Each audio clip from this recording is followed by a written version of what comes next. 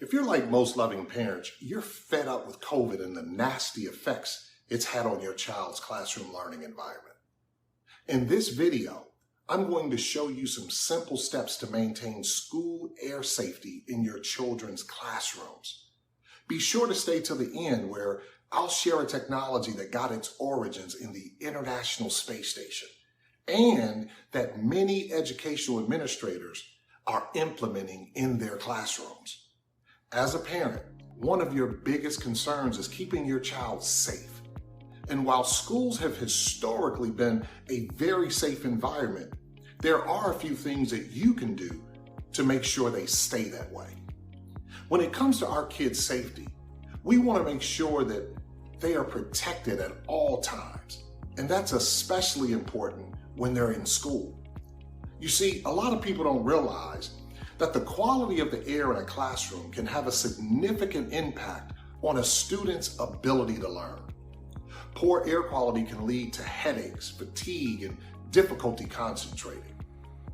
Every single day when we send our children off to school, we hope that they will return home safely at the end of the day. However, there are risks that come along with attending school, like traffic accidents. But what about the air your child breathes?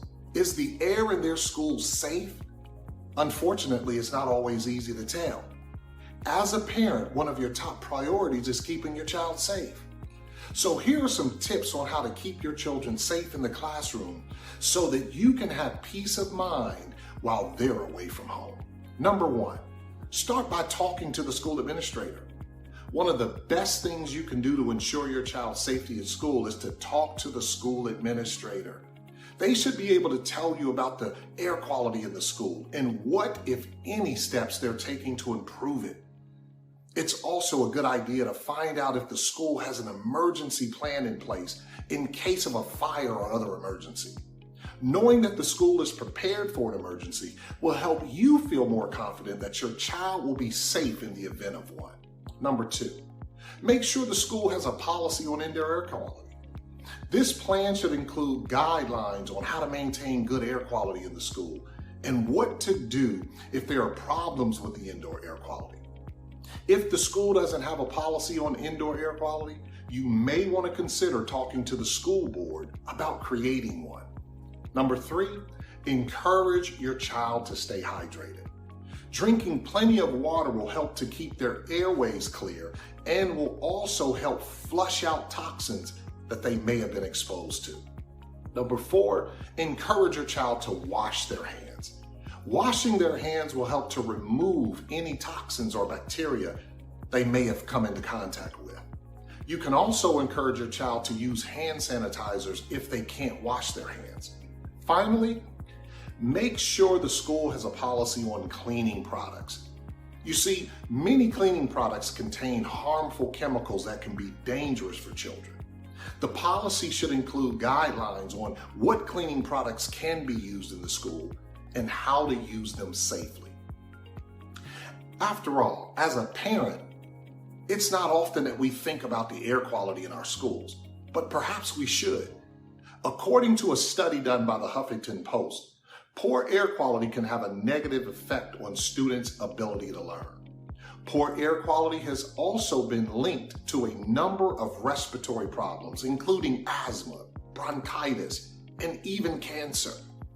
Studies have shown that students who are exposed to poor air quality tend to score lower on tests and have a harder time paying attention in class. So let me leave you with this.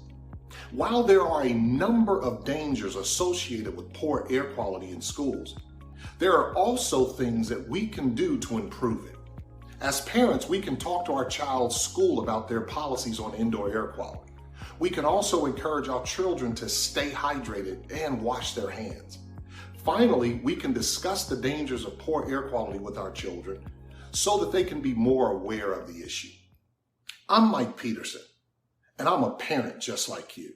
Since the pandemic, I've been helping school superintendents, Head Start directors, and community action agencies keep their classroom settings and administrative offices free of airborne and surface contaminants. The International Space Station and even leading hospitals have been using a certain PCO technology to effectively combat airborne and surface pathogens.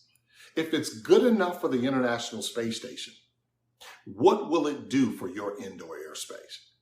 If you're interested in protecting the classrooms with space-inspired technology, join me for a live session to learn exactly how you can benefit. Simply click the link below to join.